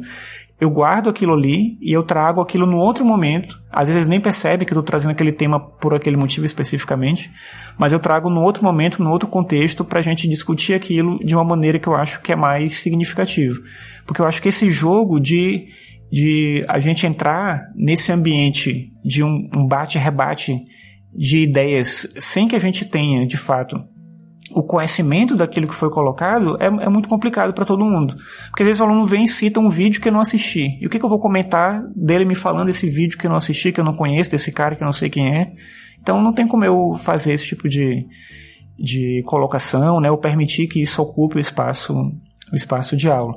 Mas muitos temas polêmicos entram em sala de aula, eu acho que eles são importantes. Eu não proíbo que eles falem sobre nenhum assunto, mas eu tento transformar aquilo que eu percebo que vai gerar uma situação difícil em sala de aula em algo que a gente possa, de fato, trabalhar com mais cuidado num outro momento. E aí eu mantenho aquela programação que eu tinha me organizado para fazer naquele dia, até para eles entenderem que aquele momento não é um momento para falar qualquer coisa de qualquer jeito. Porque a gente também tem uma situação que eu acho que ela é natural deles pensarem assim, mas ao mesmo tempo eu me sinto incomodado às vezes como professor de lidar com isso, né? Quando eu estava na escola, existia muito um discurso dos meus professores de que a gente tinha que ficar calado e de que eles é que tinham que falar. E foi assim que eu vivi a escola o tempo todo. Na escola que eu estudei era desse jeito, a gente ficava calado, os professores falavam e a gente podia perguntar uma coisa ou outra, mas no geral era um espaço de estudante escuta, o professor fala. Hoje a gente tem um ambiente diferente, eu acho bom que seja assim. Só que esse ambiente ele não pode se inverter também completamente. Chegam momentos específicos em que os estudantes eles querem falar o tempo todo e eles não querem ouvir. E aí eu não posso deixar que isso aconteça. Né? Tem alguma coisa ali importante que eu tenho para falar para eles. E alguma coisa que a gente pode construir junto. Mas eles ficarem falando e eu ficar sendo o cara que vai rebater o que ele está falando, isso não é uma coisa possível. Eu não acho que é produtivo no espaço de sala de aula. Eu acho que leva a gente para um ambiente de mais conflito, no sentido ruim da palavra conflito. Conflito é bom, mas nesse sentido, um conflito no aspecto ruim. E cria um clima de inimizade em sala de aula, né? Cria um clima de constrangimento para todo mundo. Então eu evito o máximo deixar esse tipo de coisa acontecer. Eu acho que eu pego aquele tema e tento transformar ele em algo importante para a gente trabalhar em sala de aula, mas com todo mundo, de maneira aberta, onde todo mundo possa, de fato, se envolver com aquela discussão. Uma das coisas que a gente estava falando muito sobre as coisas que estão sendo feitas agora as mudanças que estão sendo pensadas no ensino médio e tal, uma das coisas que esse governo atual defende é abrir espaço para o ensino domiciliar e também para o ensino à distância, né? Também, acho que encaixa também aqui. Que os pais seriam responsáveis por aquilo que os filhos estudam, também essa coisa da doutrinação e tal. O que você acha do impacto disso para a filosofia, para o ensino da filosofia no ensino médio? Eu acho que a gente não precisa necessariamente ter um modelo único de escola para todo mundo da mesma forma e tal, né? Mas a gente precisa entender uma realidade nossa antes da gente importar algo que funcione em outros lugares, porque às vezes o argumento é esse, mas em outros países existe o ensino domiciliar e ele funciona. E é verdade, ele existe, ele coexiste, né, com o ensino mais tradicional, digamos assim, de sala de aula, e ele não é um impedimento para o desenvolvimento, né, intelectual, emocional, social das pessoas e tal, ele funciona ali. Mas a gente tem que ver isso no nosso país, não, né, importar uma ideia sem fazer um estudo, entender de fato como ele seria incorporado aqui, seria algo complicado. E nesse sentido eu acho que, então, primeiro, eu não sou contra a existência de uma modalidade desse tipo de ensino, a princípio, mas eu precisaria primeiro entender de que forma esse projeto ele propõe isso, né? Para quem, de que forma. Eu vou dar um exemplo que é pessoal. Na minha casa, a gente não tinha livros, a gente não tinha revistas, minha mãe não lia, meu padrasto não lia, a gente não tinha um ambiente cultural significativo. Então a melhor coisa que minha mãe pôde fazer por mim foi me colocar na escola. A melhor coisa que ela podia fazer por mim era me colocar na escola. Ela se esforçou para me manter na escola e isso me trouxe uma contribuição gigantesca. Estar na escola foi importante para mim. E é importante para muita gente no nosso país que não tem condição de ter em casa um apoio familiar significativo para que as pessoas possam ter essa dimensão cultural, social, não sei o que e tal. Então, a escola é um ambiente ainda importante no nosso país, para a maior parte das pessoas. Então, eu acho que o ensino domiciliar pode ser uma alternativa para algumas pessoas, mas com certeza não para a maioria delas, hoje, né, assim, no nosso país. Então, para a gente poder discutir isso, a gente tem que entender o que é essa proposta e para quem que ela é, né, de que forma que ela acontece. Iniciativas de ensino domiciliar no Brasil já existem alguns, né, acontece, pessoas conseguem o direito de educar seus filhos em casa porque elas têm condição para fazer isso. Isso é uma coisa. Outra coisa é a gente diminuir o espaço da própria escola pública, diminuir a ideia de que a escola é um espaço para todo mundo e pensar a educação domiciliar como uma alternativa. Eu acho que é preciso ter cuidado antes de decidir como isso funciona. A mesma coisa acho que serve para a educação à distância.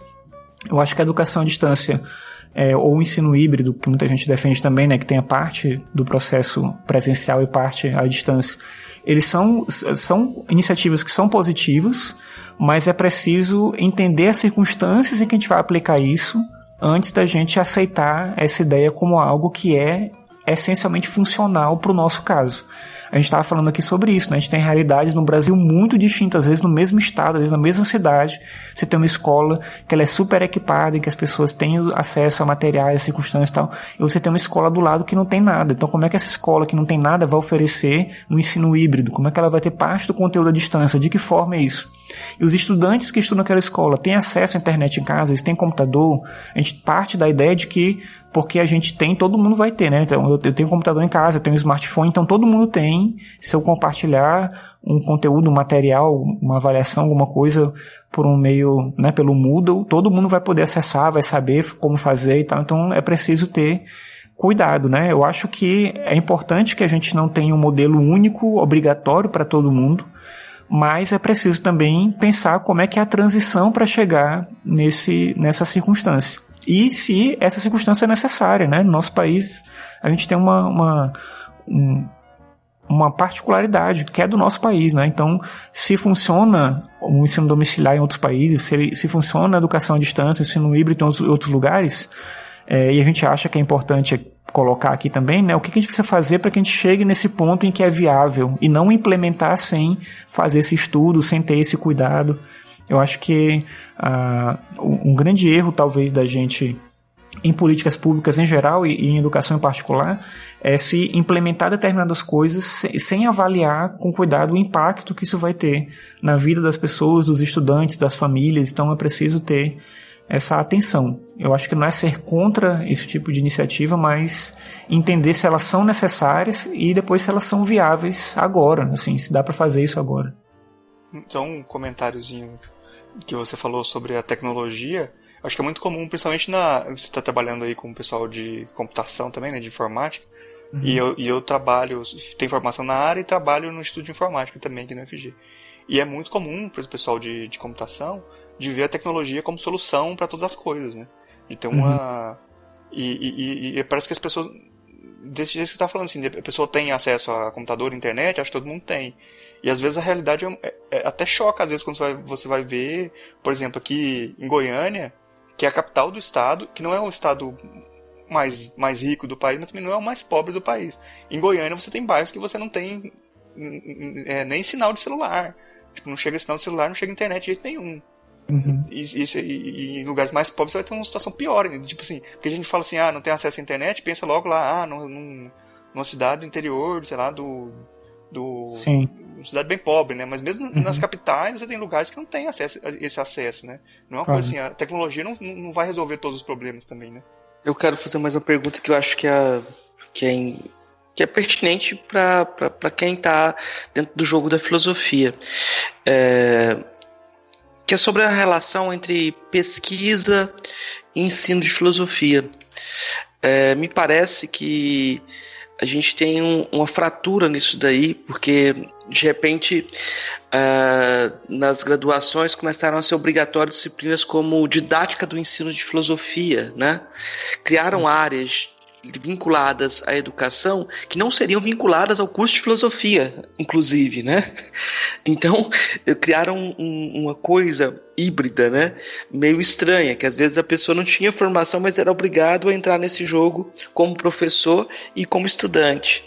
Mas uma coisa que me chamou a atenção nos últimos tempos é que eu tinha a expectativa que a filosofia entrando no ensino médio, ela gerasse uma transformação e a contextualização das próprias pesquisas de filosofia também, né? Que a gente fosse obrigado a contextualizar o conhecimento porque a filosofia se tornava alguma coisa mais viva, né? Mas aí veio a ANPOF, que é a Associação Nacional de Pós-Graduação em Filosofia, e criou um encontro sobre ensino médio. Então é como se ensinar filosofia no ensino médio, o ensino de filosofia não é um tema que interessa como algo de pesquisa, né? Uhum. Como é que você vê essa relação entre ensino e pesquisa? Parece que tem uma distância que desvaloriza aquilo que acontece em sala de aula também. Parece que a universidade também não abriu os olhos para a necessidade de pensar esse espaço. Como é que você vê isso? Quando eu terminei a graduação em 2004, e lá na Federal do Maranhão até esse momento, a gente tinha um curso de licenciatura que, na verdade, era um bacharelado com as disciplinas de educação incorporadas, né? Então tinha a disciplina de psicologia da educação, didática, não sei o quê, que inclusive não eram oferecidas dentro do nosso departamento, né? Elas eram gerais, assim, do campus, aí você ia fazer lá com estudantes de outras graduações também. E dentro do próprio curso não tinha pesquisa nem reflexão nesse sentido de pensar essa área do ensino. Depois que eu saí, ocorreu uma transformação lá, né? Eu acho bem nessa lenda que você falou. Se começou um pouco a se pensar esse espaço da pesquisa com um pouco mais de cuidado, né? Eu não peguei esse momento na universidade, mas eu fiz um curso de licenciatura bem tradicional, o que me gerou, né, uma situação um pouco difícil quando eu fui para o ensino médio, né? Porque eu não tinha uma dimensão concreta do que seria esse trabalho de sala de aula. Você aprende meio que no susto ali, tentando fazer de alguma forma, né? E eu tive a sorte de entrar num lugar, no caso lá do Cefet, quando eu entrei, né, que tinham professores que já atuavam ali, né, que já entendiam um pouco como é que era o processo, e tinham vontade de compartilhar, né, de fazer coisas juntos, e aprender, né, continuar aprendendo junto a fazer essa ideia do ensino. Então a gente começou na época lá a gente criou seminários, né, sobre ensino de filosofia, que foi o que motivou a mudança lá na estrutura curricular da graduação em filosofia na Federal do Maranhão. E eu acho que é complicado quando a gente não considera, principalmente dentro do nosso curso de licenciatura, esse aspecto do ensino como algo que de fato é importante. Eu tive uma situação um pouco complicada recentemente, assim, nos últimos anos, né? Aqui no Instituto Federal de Brasília, que a gente recebe estudantes da UNB que vão fazer estágio. E eu lembro que quando eu estava no estágio, o professor da nossa disciplina de estágio, apesar de a gente não ter um curso de fato voltado para essa dimensão da pesquisa, do ensino e tal, mas eu lembro que eu tinha um professor de estágio, que era um professor lá do curso de filosofia. Ele ia até a escola, ele conversava, né, com a escola, ele acompanhava a gente ali, assistia nossas aulas, né, ele tentava entender e tudo. E aqui o que eu percebi é o seguinte, que os alunos eles aparecem lá com um documento assinado pelo professor, e ele diz, o professor mandou eu fazer isso. E aí, tá, mas quem é seu professor? É professor X. E aí, esse professor ele nunca aparece, ele não tem uma proximidade com a escola, ele não tem esse vínculo de tentar entender como a escola funciona. Então, o estudante vai lá, ele assiste a aula, eventualmente ele dá aula, esse professor nunca aparece e depois ele aprova esse aluno no estágio em filosofia. Então, eu acho muito complicado essa relação que a universidade tem, né, com esse próprio espaço. Pelo relato dos próprios estudantes de filosofia que chegam lá com a gente, essa disciplina, né, a disciplina de estágio de filosofia, as disciplinas didáticas de filosofia, elas são tidas como algo menor ainda dentro desse espaço acadêmico. Os professores que estão nas disciplinas não se empenham, né, não se incomodam com esse fato de estarem ali, e eles não conseguem ver esse trabalho como um trabalho que de fato realmente um elemento central da formação desse estudante que depois vai para a sala de aula, né? Vai eventualmente dar aula numa escola particular, na universidade, se ele continuar a carreira acadêmica depois, ou vai fazer um concurso, vai entrar no ensino médio em algum lugar, e isso não é tido como algo que de fato se constitui como um elemento motivador, né, desse espaço de construção dentro da própria universidade. Então a gente tem muito ainda uma ideia, talvez, desse espaço do ensino, e eu falo isso da filosofia, mas eu acho que infelizmente isso repete em outras licenciaturas, né, essa ideia do próprio espaço da escola como um espaço que foge do ensino em geral, né, que foge a esse campo de interesse de pesquisa. E isso acaba sendo motivado também, eu acho, pelo fato de que para muitos estudantes isso de fato não é realmente algo relevante. Eu tive uma estudante que foi fazer o estágio e ela disse, vou fazer o estágio porque eu quero cumprir a licenciatura, mas eu não quero ser professora não, mas se um dia precisar eu dou aula. E eu acho que isso é muito complicado, assim, porque, sei lá, você faz uma graduação, né, com esse foco no ensino e você não quer dar aula, mas se precisar um dia você vai dar aula. E aí, o que é esse espaço mesmo, né? Como é que você pensa essa conexão direta com o ensino? Eu acho que eu já contei a história aqui no outro Filosofia Pop, né? Que eu entrei também na filosofia dessa forma, né? Eu entrei na filosofia sem querer trabalhar com a filosofia. E aí, no meio do curso, eu me percebi tendo que encontrar um caminho para mim de profissional, e eu vi no ensino algo que era de fato possível, né? Que eu conseguia, talvez, ali me integrar com aquela área específica do ensino, e aí eu fui correr atrás para tentar, né, entender e dimensionar e tudo. Mas o próprio curso, ele não tinha esse propósito, né? Então, no final das contas, eu só tinha que terminar o curso e aí eu podia trabalhar.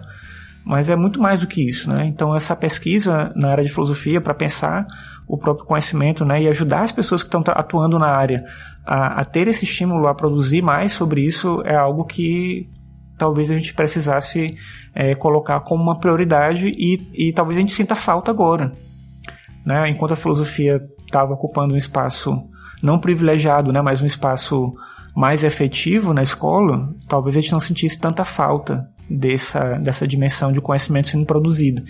Mas se a gente começar a perceber, como eu acho que é inevitável que aconteça, uma escassez da filosofia na educação básica, a gente vai sentir falta de não ter investido um pouco mais na pesquisa e ensino de filosofia.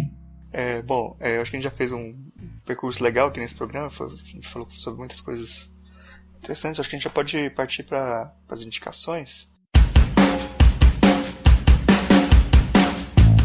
Marcos Ramon, você trouxe alguma coisa para os ouvintes aí, para indicar para os ouvintes? Então, eu trouxe sim, pensando justamente nesse tema nosso aqui, que é a filosofia no ensino médio. Eu trouxe um livro do Charles Feitosa, que é o Explicando a Filosofia com Arte. É um livro que logo quando eu comecei a trabalhar, foi um livro que eu peguei assim e que me encantou pela forma como ele trabalha, e ele tenta trazer essa dimensão do conhecimento filosófico para essa realidade estudante, né, da educação básica, e conectando isso com esse elemento específico da arte, mas trabalhando temas, né, da ciência, da política, né, de várias dimensões específicas com as quais a filosofia dialoga. Então acho que é um livro bem bacana para quem atua com filosofia no ensino médio. Acho que é um livro essencial, e para quem gosta de filosofia é um livro também que é bem encantador, assim, nesse sentido da forma como ele trabalha e constrói. Inclusive ele foi entrevistado aqui no Filosofia Pop, né, o Charles Feitosa, e eu acho que o que ele traz aqui é bem bacana. E aí eu trouxe um outro livro também, que é um livro que chama O Porco Filósofo. É um livro do Giulio Badini. Esse é um livro daqueles livros de divulgação filosófica, né, que são muito questionados, assim, porque tentam fazer talvez um trabalho, né, de desconstrução da filosofia e trazer a filosofia para todo mundo, não sei o que e tal. Mas o que eu acho que é diferente nesse livro aqui, esse título, inclusive, ele é meio ruim, né, porque uma tradução direta do título original seria O Porco que Quer Ser Comido. Aí botaram em português O Porco Filósofo, que, enfim, não tem nada a ver com a ideia original.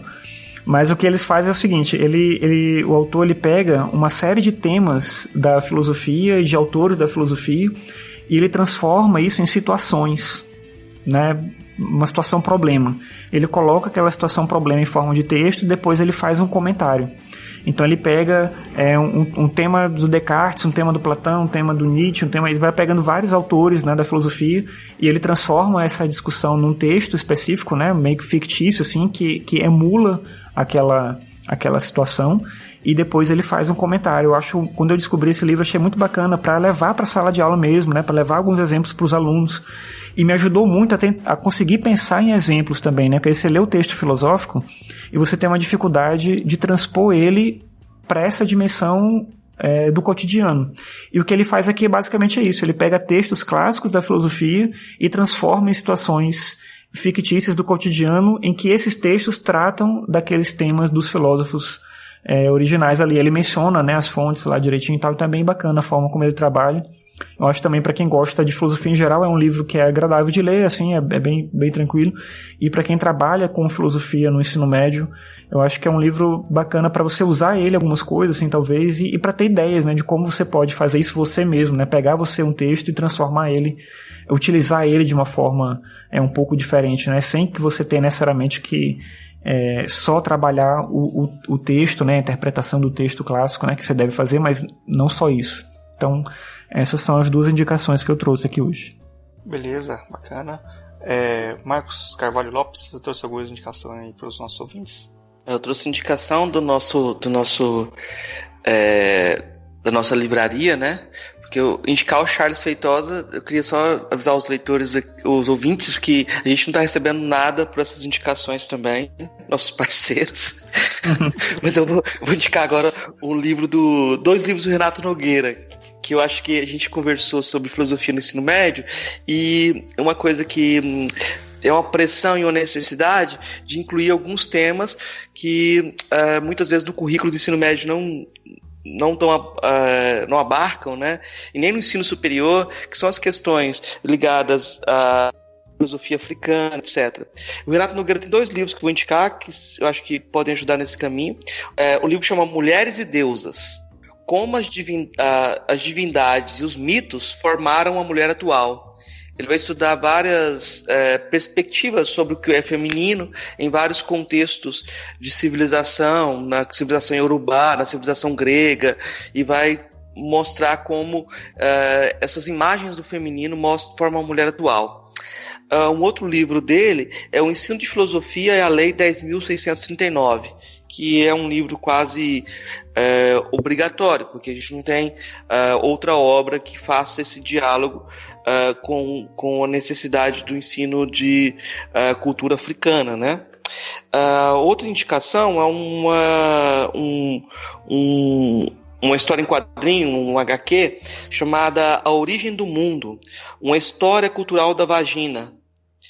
A autora, eu acho que ela é sueca, e o nome dela é Liv, tá? O sobrenome eu não vou... eu não vou tentar. Vai arriscar a pronúncia, não? Não vou arriscar a pronúncia, não, né? Mas eu acho que é bem interessante. Se você não puder trabalhar isso em sala de aula por qualquer motivo, talvez pedir esses livros para ter na biblioteca é uma coisa interessante, né? Porque eu acho que é um momento, o ensino médio é um momento que os alunos estão procurando, né, coisas e ter umas descobertas assim que são importantes. Agora, duas indicações, aí eu vou fazer mais uma, vou fazer 2. O livro Sem Fins Lucrativos, da Martha Nussbaum.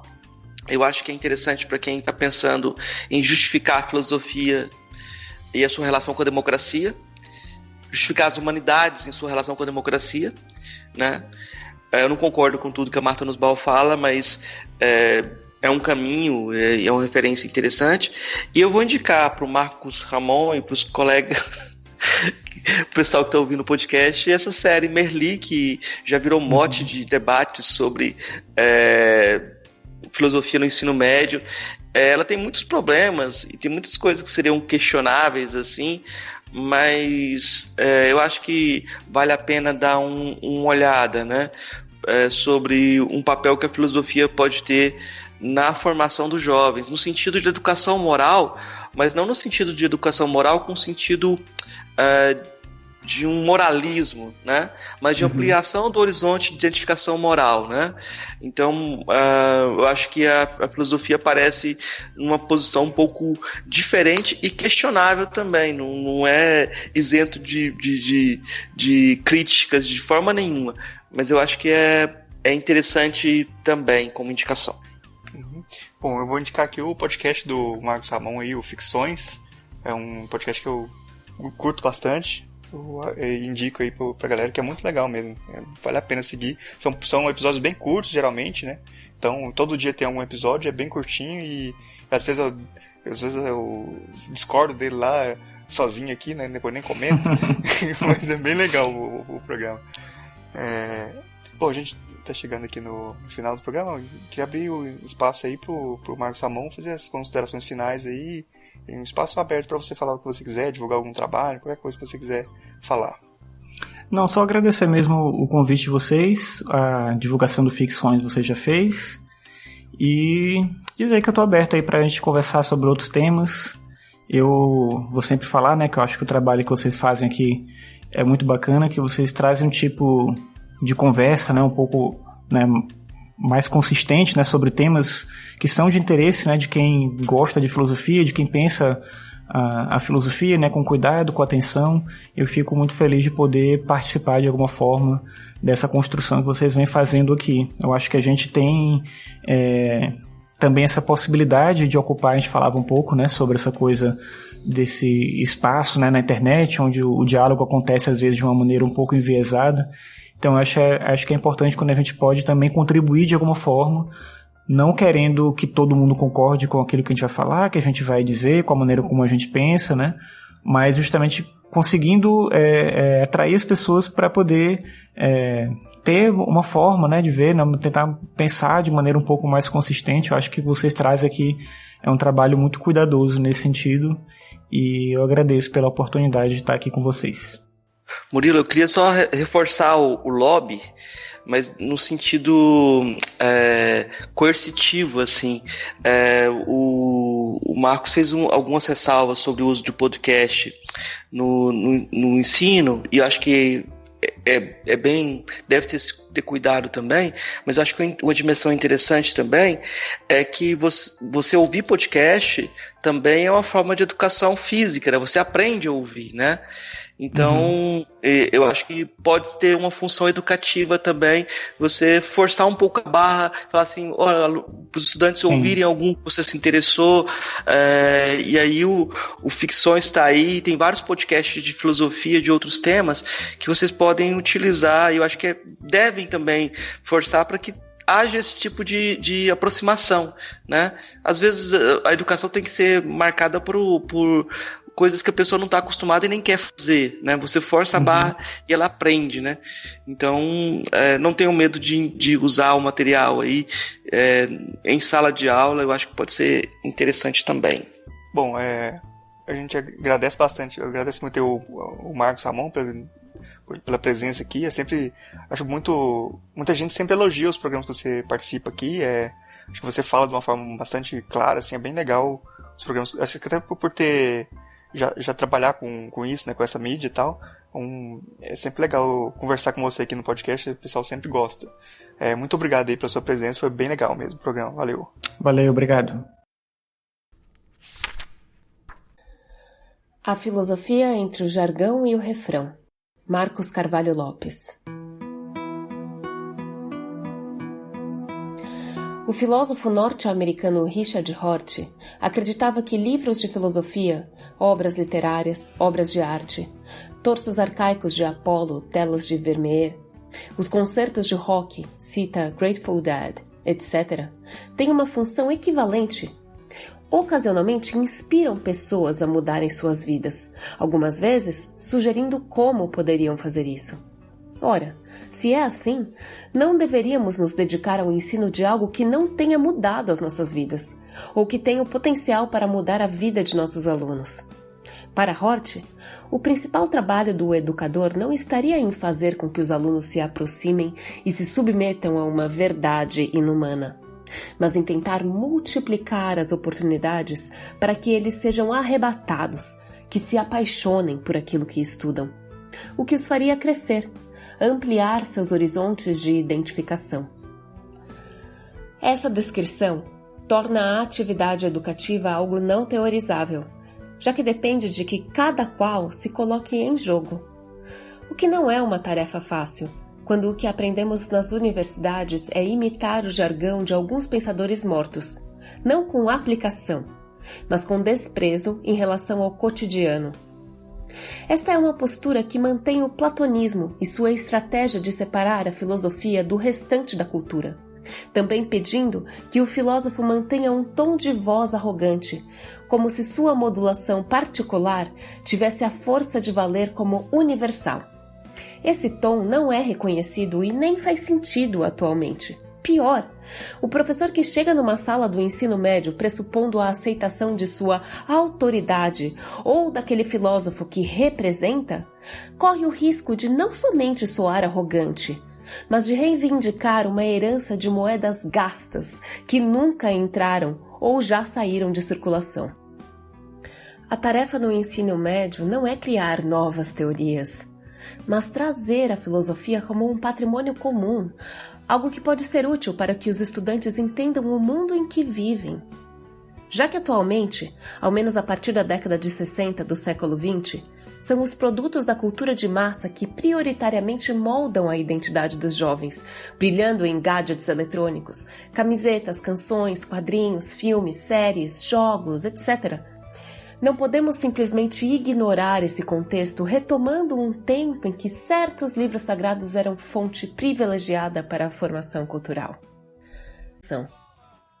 Em parte, isso explica o contínuo fascínio de suas canções, mantém um potencial que em parte se deriva da tentativa de pensar seu contexto, muitas vezes utilizando referências filosóficas.